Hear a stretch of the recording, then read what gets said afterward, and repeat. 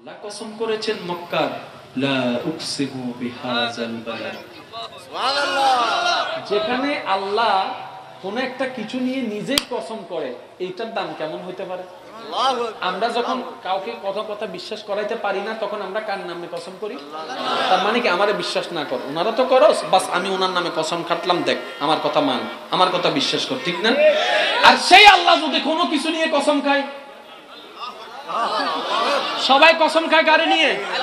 কিন্তু কথা বলেন আরো জোরে, সবাই কসম খায় কাকে নিয়ে? আর আল্লাহ কসম খাচ্ছে কোনো কিছু নিয়ে, এই জিনিসের দাম কেমন হতে পারে? এবার আল্লাহ পাক বলছেন, লা উকসিমু বিহাযাল বালাদ, আমি আল্লাহ এই পবিত্র নগরীর কসম খাচ্ছি। তাফসীরকারগণ বলছেন এই পবিত্র নগরী আর কি হতে পারে? সবাই বলছে মক্কাতুল মুকাররমা ছাড়া আর কি হতে পারে, মক্কাতুল মুকাররমা ছাড়া আর কি হতে পারে? কারণ এই মক্কা নিয়ে কেন কসম খাবেন আল্লাহ? রব্বে কারীমের যখন কসম এই জিনিসটা উপস্থাপন করলেন, এবার এক একজনের মতামত শুরু হয়ে গেল। এবার এক একজন মনে করতে লাগলো মক্কা নিয়ে কসম, কারণ মক্কা পবিত্র। কেন মক্কা পবিত্র, কেন মক্কা দামি? কারণ মক্কার মধ্যে খানায়ে কাবা আছে, মক্কার মধ্যে মাকামে ইব্রাহিম আছে, মক্কার মধ্যে জমজম আছে, মক্কার মধ্যে সাফা আছে, মক্কার মধ্যে মারওয়া আছে, মক্কার মধ্যে এই আল্লাহর ঘরের সেহেনের ভিতর হাতিম আছে, আল্লাহর ঘরের এই সেহেনের ভিতর হাতিম আছে, এখানে আপনার মুলতাজিম আছে, এখানে অনেক রহমতের ফেরেশতা বর্ষিত হচ্ছে, উপরে কোনো ছাদ লাগে না কিন্তু একটা ছায়ার ব্যবস্থা আল্লাহর পক্ষ থেকে হয়ে যায়। এটা হচ্ছে এমন একটি এরিয়া যেখানে কোনো জালজালা হয় না, ভূমিকম্প হয় না, এটা নিরাপদ এরিয়া। এখানে এমন একটি এরিয়া যেটার মধ্যে দাজ্জাল কখনো ঢুকতে পারবে না, ফিতনা কখনো ঢুকতে পারবে না, একদম রেস্ট্রিক্টেড এরিয়া। এরকম যেন এক একজন এক এক কথা বলতে লাগলো। কেন আল্লাহ মক্কার কসম খেলেন? এক একজন বলে কাবার কারণে, একজন বলে সাফার কারণে, একজন বলে মারওয়ার কারণে, একজন বলে জমজমের কারণে, একজন বলে মাকাম ইব্রাহিমের কারণে, একজন বলে মুলতাজিমের কারণে, একজন বলে হাতিমের কারণে, একজন বলে সাফার কারণে, একজন বলে মারওয়ার কারণে, একজন বলে এইটার কারণে, একজন বলে হেরামের কারণে। আল্লাহ পাক বলে যে না না না, পরে একটু পয়রা দেখ, লা উকসিমু বিহাযাল বালাদ, আমি রব হয়ে এই পবিত্র নগরীর কসম খাচ্ছি, শান বর্ণনা করছি একটা কারণে, ওয়া আনতা হিল্লুম বিহাযাল বালাদ, কারণ আমার হাবিব মুস্তাফার কদমে এই মক্কা নগরীতে লেগেছে। সুবহানাল্লাহ।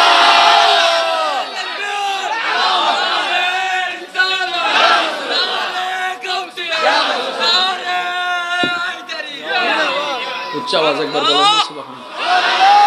মক্কার কসম খাচ্ছেন কে? আর একটু জোরে।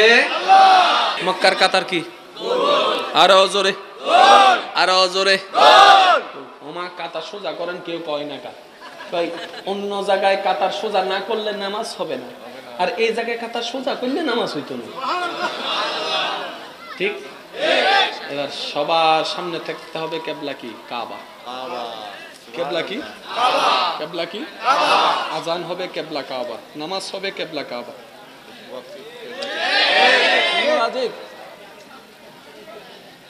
মনোযোগ আছে না ভাই? হদুন ঠান্ডা হয়ে গিয়ে ফানলার ফিসুর গুণ খুব চালাক আছে, হদ্দে আওয়াজ নগরী বেলে ফিচ্ছে বসিয়ে দিলে হদ্দে চাই একখান জিনিস চাই ফিসনের ভাই একবার হনসে মার হাবা। আওয়াজ আসছি না? আওয়াজ আসছি না? ইতারা নুনে আরেকবার হন। কি জোশ মাইজি দেখুন, গরম। উচ্চ আওয়াজ একবার বলেন মারহাবা। ठंडी ठंडी हवा रहमतों की चली, ठंडी ठंडी हवा रहमतों की चली, बन के वाज़े करम मुस्तफा गए, बन के वाज़े करम मुस्तफा। এবার একখানা মজার বিষয় খেয়াল করবেন, মজার বিষয়। আল্লাহ আমার নবীকে, আপনার নবীকে পাঠানোর জন্য মা বাবা বাছাই করলেন। বাবাটা এমন বাছাই করলেন যার নাম আব্দুল্লাহ। আল্লাহর বান্দা। মা বাছাই করলেন এমন একজন যার নাম আমেনা। এত নামের মেয়ে থাকতে নবীর মার নাম আমেনা হলো কেন? হিকমতকার, জোরে বলেন না হিকমতকার। আল্লাহ নাম বাছাই করলেন আমেনা। আমেনা মানে কি? আমেনাতুন ফাইলাতুন, আমানত রাখো, আমানত রাখো, আমানত রাখো, আমানত রাখো, আমানত রাখো, আমানত রাখো। আল্লাহ পাক বলে, ও আমেনা, তোমার নাম দিলাম আমেনা। আল্লাহ কেন আমেনা দিলা? বলে যে তোমার গর্ভে একটা মাত্র সন্তান হবে, একটা, শুধু এই একটাই। একটু বুঝবেন, 10টা সন্তান হয় মায়ের পেটে, একটা উত্তম হয়, 2টা উত্তম হয়। আর আমেনার ঘরে একটাই এসেছে, এহালায় 1000, এহালায় 1 লাখ, একই কাফি হে, এক। একটু খেয়াল করবেন, আল্লাহ পাক বলে আমার হাবিবকে আমি দুনিয়াতে একটা নিয়ম চালু করেছি, ওই নিয়ম যেহেতু আমি বানিয়েছি আমি ভাঙবো না। বাবা লাগবে, মা লাগবে, আমি এভাবেই দিচ্ছি। বাবা আব্দুল্লাহ হবে, তুমি হবা মা আমেনা। এবার আল্লাহ পাক বললেন তোমার নাম আমেনা কেন দিয়েছি জানো? এটা তোমার পেটে আসবে, তোমার পেটে লালবে, তোমার পেটে বড় হবে, কিন্তু খবরদার এটার মালিক তুমি নও, এটার মালিক তুমি নও, এটার মালিক তুমি নও, এটার মালিক তুমি নও। কেমনে মালিক নও? বলে যে অন্য মারা নিজের রক্ত দিয়ে সন্তানকে বড় করে, অন্য মারা নিজের সন্তানকে নাভির মাধ্যমে সন্তানের মধ্যে আমি খাবার ট্রান্সফার করি। মা থেকে সন্তান, মা থেকে রক্ত, মা থেকে খাবার, সন্তানের বড় হওয়াটা মার উপর নির্ভর করে। মা সুস্থ, সন্তান সুস্থ, মার হিমোগ্লোবিন আছে, সন্তানের হিমোগ্লোবিন আছে। তাহলে প্রত্যেকটা সন্তান নবজাতক দুনিয়াতে আসার জন্য মার অবদান সবচাইতে বেশি, কারণ মার দেহ থেকে সবকিছু হয়। সেজন্য যখন সন্তান কনসিভ হয়, আমি সবার উদ্দেশ্য বলবো, মাদের উদ্দেশ্য বলবো, শাশুড়িদের উদ্দেশ্যে বলবো, স্বামীদের উদ্দেশ্যে বলবো, যখন আপনার স্ত্রী সন্তান সম্ভব হবে, আপনার ছেলের বউ যখন সন্তান সম্ভব হবে, আপনার মেয়ে যখন সন্তান সম্ভব হবে, তাকে সর্বোচ্চ কেয়ার নেন, সর্বোচ্চ কেয়ার নেন। কারণ আপনার মেয়ে হিসেবে কেয়ার নেবেন না, আপনার বউ হিসেবে কেয়ার নিয়েন না, আপনার স্ত্রী হিসেবে কেয়ার নিন না, আপনার ছেলের বউ হিসেবে কেয়ার নিন না, আল্লাহর একজন বান্দি হিসেবে কেয়ার নেওয়া শুরু করেন, আল্লাহর একজন বান্দি হিসেবে কেয়ার নেওয়া শুরু করেন। আল্লাহ আপনাকে খুশি হয়ে মাফ করে দিবেন। কারণ সৃষ্টি সেবা করলে খুশি হয় কে? জোরে বলেন না কে? এবার সমস্ত সন্তান মা থেকে পায়। নবী রাহমাতুল্লিল আলামিন দুনিয়াতে যখন এসেছেন নাভি কাটা অবস্থায় ছিল, তার মানে কানেকশন। জোরে বলেন না। মালবুসান মাগসুলান, এমন ভাবে এসেছেন গোসল করা অবস্থায়, পোশাক পরা অবস্থায়, তেল দেওয়া অবস্থায়। সুবহানাল্লাহ। এটা আপনারা সবাই জানেন, আলেম ওলামার জবানে হাজারবার শুনেছেন, আমি ওদিকে যাচ্ছি না। শুধু এবার যখন দুনিয়াতে চলে আসলেন, দেখনেওয়ালা দেখলো কানেকশন নাই, এটা আবার কেমন অদ্ভুত, এবার আবার কেমন অদ্ভুত জন্ম, এটা কেমন আবার অদ্ভুত আসা। পোশাক পরে আসলো, চুল আঁচড়ানো অবস্থায়, গোসল করা অবস্থায়, খুশবু দেওয়া অবস্থায়, চোখের মধ্যে সুরমা দেওয়া অবস্থায়। তাহলে কানেকশন যেহেতু, এবার চেক করলো কানেকশন, দেখে যে কোনো কানেকশন নাই। এবার ভাবনেওয়ালা ভাবতে লাগলো, খাইলো কেমনে, বড় হইলো কেমনে, করলো কেমনে, উঠলো কেমনে, হাত হইলো কেমনে, পা হইলো কেমনে। বিজ্ঞান বলে যে সম্ভব না, ডাক্তার বলে যে সম্ভব না। আল্লাহ পাক বলে একটু আমার দিকে তো তাকা, একটু আমার দিকে তো তাকা। তোদের বিবেক যেখানে থমকে যাবে, নাই নাই উত্তর পাবে না, সেখান থেকে ইন্নাল্লাহ আলা কুল্লি শাইইন কাদির ওয়ালা আল্লাহর কুদরত শুরু হয়ে যায়। সুবহানাল্লাহ। হায় হায় হায় হায় হায়, বলেন না সুবহানাল্লাহ। আর কি করে বলেন না সুবহানাল্লাহ। এবার আল্লাহ পাক রব্বুল আলামিন প্রমাণ করে দিলেন, এ আমেনা, মালিক মনে করিও না নিজেকে। এ আমেনা, এটার মালিক তুমি নও, আমানত গাড়ি তুমি, আমানত রাখবা যে। এটার আমি তোমারে কিছুদিনের জন্য দুনিয়ার ফর্মালিটি রক্ষা করার জন্য আমানত দিছি যে।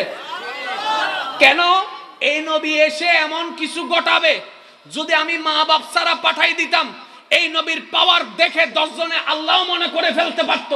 জগতে জানে নবী যে হবে তার মা বাপ থাকবে, যে আল্লাহ হবে তার মা বাপ থাকবে না। কুল হুয়াল্লাহু আহাদ আল্লাহুস সামাদ লাম ইয়ালিদ ওয়া লাম ইউলাদ। তাহলে স্রষ্টাকে, যার মা নাই, যার বাবা নাই, যার সন্তান নাই, কিন্তু আমার নবী দুনিয়াতে দাঁড়াবে, আসমানে চাঁদ 2 ভাগ করে দেখাবে, দুনিয়াতে দাঁড়াবে, ডুবন্ত সূর্যকে উল্টায় দেখাবে, দুনিয়াতে দাঁড়াবে, গাছকে সামনে নিয়ে আসবে। এরকম মানুষের বিবেকের বাইরে ক্ষমতা যখন দেখবে, অনেকে নবীর এরকম জন্মটা দেখে মা বাপ যদি না থাকে, অনেকে আল্লাহ মনে করে ফেলতে পারে, অনেকে খোদা মনে করে ফেলতে পারে, অনেকে গড মনে করে ফেলতে পারে, অনেকে প্রভু মনে করে ফেলতে পারে। সেজন্য আমি আব্দুল্লাহকে রাখলাম, আমেনাকে রাখলাম, যেন তারা বুঝতে পারে আল্লাহ আলাদা, নবী আলাদা। আল্লাহ আলাদা, জোরে বলেন না আল্লাহ আলাদা।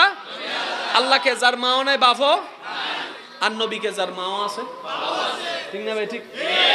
এবার অনেকে বলবেন তাহলে আদমের তো মা নাই বাপ নাই। আমি বললাম আল্লাহ তো সেজন্য বলেছেন লাম ইয়ালিদ ওয়ালাম ইউলাদ। আল্লাহ হওয়ার শর্ত কি? মাও থাকবে না, বাপও থাকবে না, সন্তানও থাকবে না, পরিবারও থাকবে না, কিচ্ছু থাকবে না, কিচ্ছু না, কিচ্ছু না, কিচ্ছু না। কিন্তু আদমের পরিবার আছে, ঈসার বাপ নাই মা আছে, ঠিক না ভাই? ঠিক। তাহলে আল্লাহর কিচ্ছু, আল্লাহ হালা আহাদ। এবার প্রত্যেকটা মার একটা স্বপ্ন আছে সন্তান নিয়ে, ঠিক না? আর মা জাতি এমন জাতি, সন্তানের চেহারার দিকে তাকিয়ে, সন্তানের চেহারার দিকে তাকিয়ে হাজারো কষ্ট হাসি মুখে গ্রহণ করে ফেলবে। আপনার আশেপাশে দেখেন, খেয়াল করে হাজারটা সংসার আপনি খেয়াল করে দেখলে দেখবেন সেই সংসারে কোনো স্বামী স্ত্রীর ভিতর মায়া নাই, ভালোবাসা নাই, মহাব্বত নাই, কোনো কিচ্ছুই নাই। কিন্তু আমার বোন সংসার করে যাচ্ছে। জিজ্ঞেস করলো কেন করছো? বলে যে সন্তানের চেহারার দিকে তাকিয়ে বেঁচে আছে।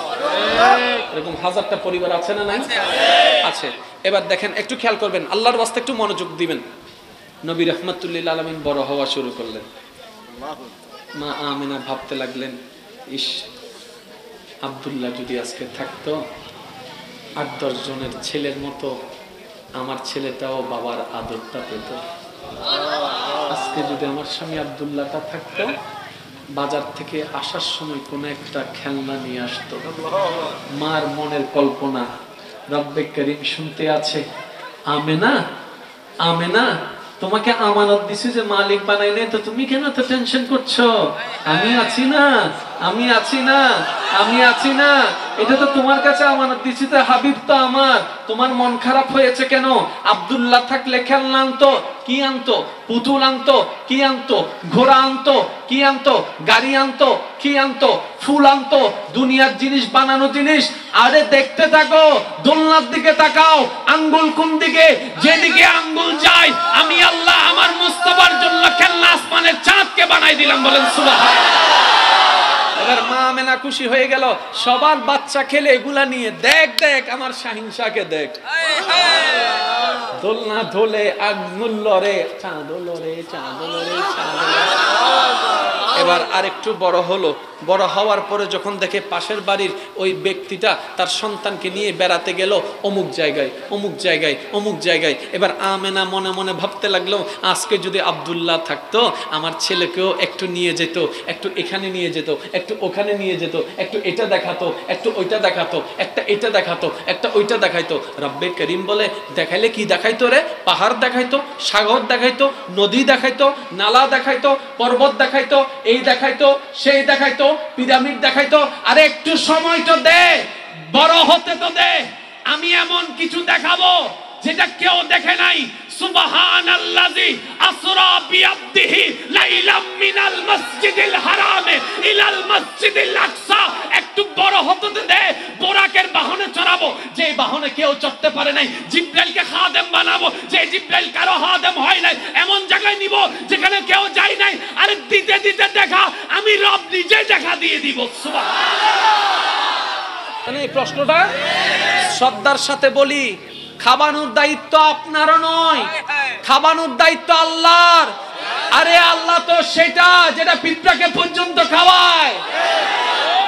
আপনার সন্তানের চরিত্র রক্ষা করার দায়িত্ব আপনার। এই সন্তান বিয়ে করে দেন না, যদি মিলে যায় মিল করে বিয়ে করে দেন না, কারণ চরিত্র হচ্ছে সবচেয়ে বড় সম্পদ। কথা বলেন ঠিক কিনা? আর একটু জোরে বলেন ঠিক কিনা? আমি বাবাদের মাদের কাছে অনুরোধ রাখবো, আজকে থেকে এই বিষয়টা ভাববেন। যদি আপনার ছেলে উপযুক্ত হয়, মনে হয় শারীরিকভাবে, মেন্টালি ভাবে উপযুক্ত হয়, তাহলে বিয়ের ব্যবস্থা করেন। রিজিকের মালিক আল্লাহ। জোরে বলেন রিজিকের মালিক আল্লাহ। কিন্তু আমার ভাইকেও ওয়াদা করতে হবে, আমার বোনকেও ওয়াদা করতে হবে, আমি বিয়ে করব ঠিক, কিন্তু বিয়ের পরে কখনো চরিত্র নষ্ট করব আমি। নিজেরা এমন ভাবে তৈরি করো, মেয়ের বাবা যেন এসে বলে এই ছেলেটা আমার মেয়ের জন্য দরকার। এটা না হবে বাহাদুরি। কথা বলেন ঠিক কিনা? আর এটা ওই মেয়ের জন্য বড় অহংকারের বিষয় হবে যে আমার বাবা নিজেই আমার জন্য এরকম একটা পাত্র ঠিক করেছে। মেয়েদের পিছনে ছেলেরা ঘুরলে সে ছেলেকে কখনো মেয়েরা ভালো চোখে দেখে না। মেয়েরা কোন ছেলেকে ভালো চোখে দেখে জানেন? মেয়েরা কোন ছেলেকে ভালো চোখে দেখায়? যে ছেলেটা ঘুরে না কারো পিছে, নিজের প্রেস্টিজ বজায় রেখে চলে, নিজের আত্মসম্মান বজায় রেখে চলে, ওই ছেলেকে মেয়েরা পছন্দ করে। আর লাল্লার লাল্লার গরগর গরগর, এদিকে যায় রিক্সার দিকে যায়, বাসা দিকে কি হয়? আর ইউ সাসরা কয় না না, ঠিক না বে ঠিক? এবার এই জিনিসটা একটু খেয়াল করবেন। রাস্তা দিয়ে একটা মেয়ে যাচ্ছেন, আপনি তাকে গান শোনালেন কিংবা টিজ করলেন, যেটা যেটা করার করলেন। এবার একটু ভাবেন, আল্লাহর হিকমতটা একটু বুঝেন, আল্লাহর কুদরতটা একটু বুঝেন। এই মেয়েটার বিবাহ লেখা আছে 2025 সালে, তার স্বামীর বাড়ি হবে বহদ্দারা। স্বামীর বাড়ি, তাহলে 2025 সালে বিবাহ হওয়া ওই ছেলের বউকে আপনি এখানে টিজ করছেন, আপনি এখানে গান শোনাচ্ছেন, ইফটিজিং করছেন। তাহলে ওই বহদ্দারা টোয়ালার বউ যদি এই রাস্তা দিয়ে যায়, আপনার বউ তো কোনো না কোনো রাস্তা দিয়ে যাচ্ছে। আপনি এদিকে বহদ্দারা টোয়ালার বউকে গান শোনাচ্ছেন, ওদিকে আপনার বউকে গান শোনাচ্ছে। এবার আপনি বললেন না, আমার বউকে কেমনে গান শোনাবে? ইম্পসিবল। আমার বউকে গান শোনাইতে, যারা বলেন আমার বউকে গান শোনাইতে, আল্লাহ পাক বলে তুমি কি চাও তোমার বউকে কে গান না শোনাক? আল্লাহ চাই তো। আল্লাহ পাক বলে যে তুমি অন্যের বউকে, হবু বউকে গান শোনানো ছেড়ে দাও, ইফটিজিং করা ছেড়ে দাও, তাকানো ছেড়ে দাও। তোমার বউ, তুমি অন্যের হবু বউয়ের ইজ্জত রক্ষা করে চলো। তোমার হবু বউ যেখানে থাকবে, আমি আল্লাহ কুদরতি ব্যবস্থাপনায় ইজ্জত রক্ষা করব।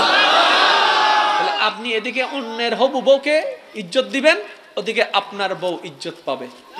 এবার আপনারা অনেকে আছে না, মেসেঞ্জার, হোয়াটসঅ্যাপ, ভাইবার, ফেসবুক, ইনস্টাগ্রাম, শুধু কথা কইতেই আছে, কথা কইতে আছে। এদিকে 2021 সালে, আপনার বিয়ে কিন্তু 25 সালে, 21 সালে আপনি চ্যাটিং চ্যাটিং চ্যাটিং চ্যাটিং, ওদিকে আপনারটাও চ্যাটিং চ্যাটিং চ্যাটিং চ্যাটিং। আপনি ঘুরতে আছেন, এ তো হে ও ঘুরতে আছে। আমি কি জানি কয়, এটারে কলেজের নাম দিয়ে, ভার্সিটির নাম দিয়ে, কোচিং এর নাম দিয়ে ওইখানে, আউনিও কলেজের নাম দিয়ে, ভার্সিটির নাম দিয়ে ওইখানে। এবার লইরে সইরে অদত ইল্লাল্লাহ মদত, যেমন তেমন মিলে গেছে গা। এমন নিবেন? কয় না না, ফেরেশ লাগবে। কথা বলে না কেন? নামার সময় বলে যে না না এমন নিব না, প্যারেশ লাগবে। আল্লাহ পাক বলে তুমি প্যারেশ হইয়া যাও, তোমার তো প্যারেশ আমি রেখে দিব। মনে থাকবে? এবার এই কথা শোনার পরে অনেক যুবকের মনের মধ্যে একটু ভয়, একটু চিন্তা কিন্তু কাজ করছে। আমি কারো নাম বলতে চাচ্ছি না, কিংবা কেউ আমি সামনে আসতে বলছি না। আমি শুধু আপনাদেরকে একটা কথা জিজ্ঞেস করতে চাই, এরকম কেউ চাই না। এবার আপনার এই কথা শোনার পরে বুঝ আসলো যে না, আসলে জিনিসটা আমার ঠিক হয় নাই, শয়তানের ফাঁদে হোক, বন্ধুর ফাঁদে হোক, আমি কাজটা করেছি, এটা আমার ঠিক হয় নাই। এখন তো আমি তো ফ্রেশ চাই, এখন আমি করবো কি?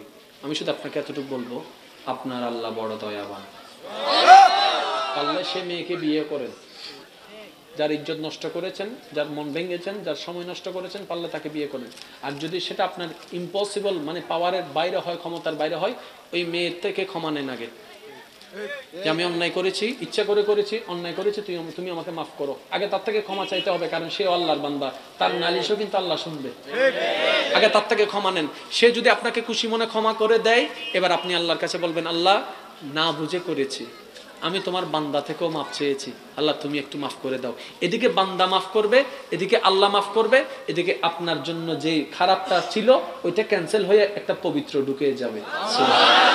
কারণ যে সারেন্ডার করে তার জন্য আল্লাহ পরিবর্তন করে দেয়। তওবা মানে কি? তওবা মানে হচ্ছে ফিরে আসা।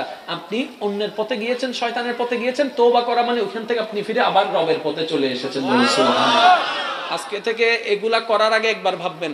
আর অনেকে বলবেন যে হুজুর আমি তো বিয়ে করে ফেলছি,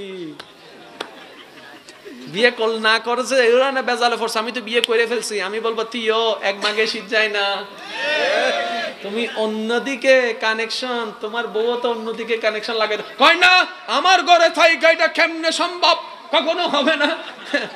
মন কি আর আপনার হাতে? না, মন চলে যাবে। এক কথায় পবিত্র থাকেন, পবিত্র পাবেন, পবিত্র রাখেন, পবিত্র পাবেন। আল্লাহ বুঝার তৌফিক দান করুন। আর একটু জোরে বলেন না, আর একটু জোরে বলেন।